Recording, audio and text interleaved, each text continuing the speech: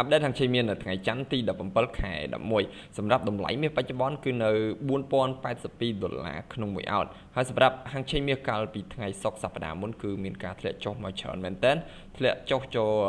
$170ជាងក្នុង1 ounce ហើយសម្រាប់ទិសដៅមាសនៅថ្ងៃច័ន្ទនេះគឺនឹងនៅតែបន្តចុះមកទៀតដូច្នេះសម្រាប់បងប្អូនដែលរងចាំទិញតម្លៃបច្ចុប្បន្ននេះគឺជាតម្លៃមួយដែលយើងគួររងចាំតម្លៃដែលល្អនៅក្នុងការទិញគឺនៅពេលដែលទីផ្សារចុះមករកតម្លៃ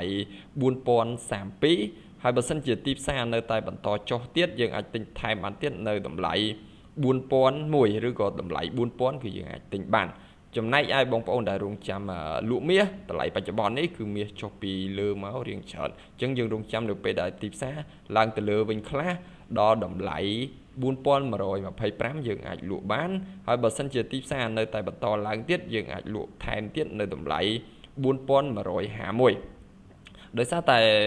បច្ចុប្បន្ននេះគឺការប្រែប្រួល